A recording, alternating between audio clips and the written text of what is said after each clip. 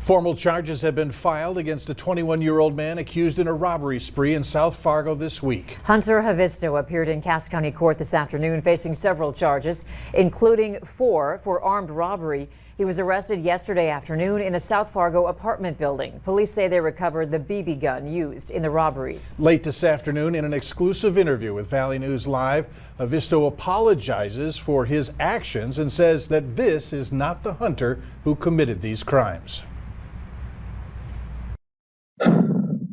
All I can say is I'm so sorry. It was the person that did that kind of things is not who Hunter is. That was not who I am.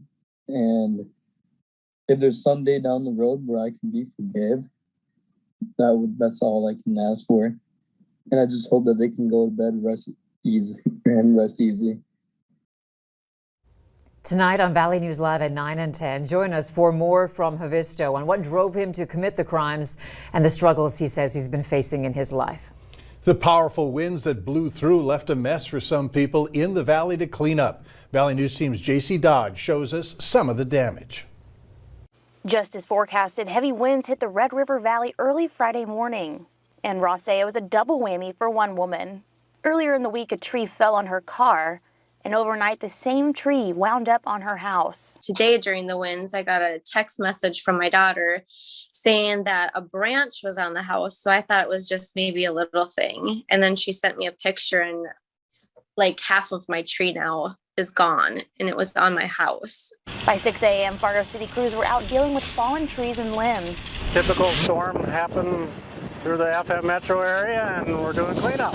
Tracy Zablotny with the City Forestry Department says they've received several reports of trees knocked over. This one at 16th Avenue South fell into a garage and knocked power out for the neighborhood. Another tree at the Gladys Ray shelter wound up on the fence of a neighbor's yard. Despite the damage, Zablotny says it could have been worse. It's been pretty minimal, actually, considering the wind we had. Crews are working to clean up the debris in both public and residential areas as quickly as possible. You know, we work as safe as we can and as efficiently as we can. In Fargo, JC Dodd, Valley News Live. And if you see major storm damage, you're asked to report it to Fargo Dispatch or the fire department. And take a look at this. Storms in western North Dakota damaged the studio of KUMV, our sister station in Williston. Water seeped through the walls and ceilings, saturating carpets and ripped through walls. A piece of the ceiling actually fell down. Meanwhile, here at home, finally some relief with cooler temps. Let's find out what you can expect tonight. Hutch? Andrew, thank you so much. Yeah, the storms are gone, and the impact, well, we're still working on that. There was a little bit of large hail, some golf ball size hail reported in and around Argusville, but take a look at this. Coming across East Battle Lake, you can watch the winds from the storm. The gusts work their way in toward the cabin here, and then boom, it snaps a tree off. Thanks, Paula, for sharing. Take a look at some of these wind reports from the storms. We mentioned they could exceed 80 miles per hour. They did for Laverne and Cooperstown. And here in Grand Forks, 63 miles per hour, 65 mile per hour gusts in Devil's Lake. Here is a look at the rain. That was the beneficial part that we all enjoyed. A ½ inch to an inch where you see the greens and yellows, isolated places a little bit more, but it was pretty widespread. Few showers remnant. The wind continues as well with gusts still over 50 miles per hour. Now, last night's forecast, we tracked the storms 3 a.m., 5 a.m. into the valley, and 7 a.m. into Lakes Country. Much quieter for the weekend ahead. And for tonight, the wind dies down after sunset. Look at these comfortable temperatures also. Maybe we can give the air conditioners a break. I'll have details on the rest of your weekend here in a moment. Yeah, let's hope so. Yeah. Thanks, Hutch. Authorities are urging caution on area roads after several days of intense heat causing some to buckle. And it's not just small or poorly maintained roads that you need to be concerned about. Traffic was slowed to a crawl yesterday afternoon on I-94 near Fergus Falls. Minnesota Highway Patrol sending a photo to DOT crews patching up the road. Even though traffic is flowing again, authorities say that you should still be careful and call 911 if you encounter buckling pavement. Meanwhile, high winds are to blame for a rollover crash on I-29 this morning. North Dakota Highway Patrol saying a Freightliner truck pulling an empty trailer ended up in the median after the wind caused it to tip over. The driver suffered minor injuries. Police say alcohol may have been a factor in a fatal crash in Bemidji. It happened in the 1200 block of Dalton Avenue Northwest early this morning for a car that collided with a tree in a yard. Officers began performing CPR on the driver, who was taken to Sanford and pronounced dead. Police say they won't release the name of the driver until family is notified.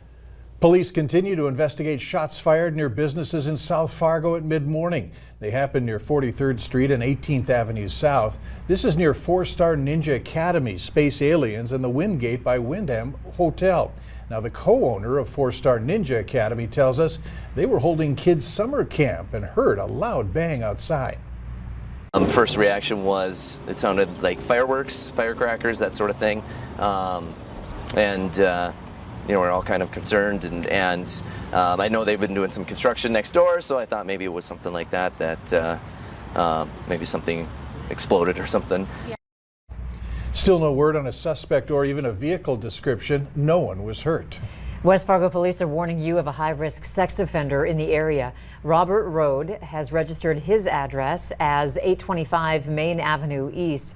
Rode was convicted of gross sexual imposition. High-risk offenders are considered more likely to reoffend. 2 more Minnesotans have been arrested and charged in the insurrection at the U.S. Capitol. Brian Mock of Minneapolis and Daniel Johnson from Austin were arrested this morning. At least 3 others from the state have been arrested and charged in connection to the riots, including Jordan Stotts of Moorhead. Identity theft has increased by over 173% from 2019 to 2020. That's according to the annual North Dakota Crime Report. Experts say they have seen fraudulent small business loans, credit card accounts, and bank accounts. But most of the increase in identity theft is related to people fraudulently claiming unemployment benefits.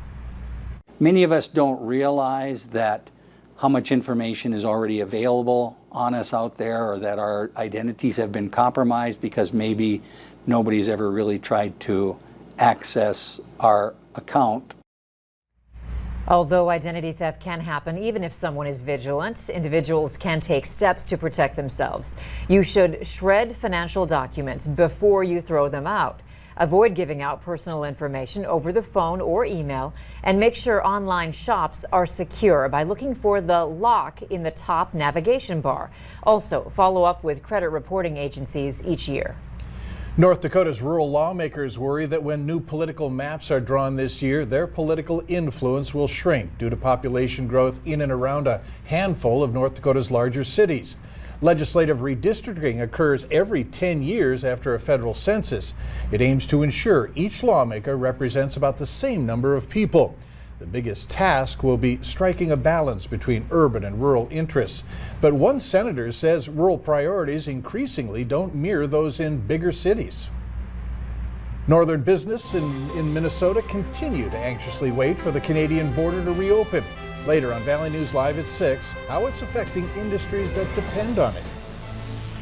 And some ominous looking clouds working their way into the Grand Forks area this morning, captured by our Home of Economy camera. As that shelf cloud made its way through, so did a bunch of rain and 65-mile-per-hour winds for you in the Grand Cities. 15 to 25 degrees cooler now. Your weekend forecast is next.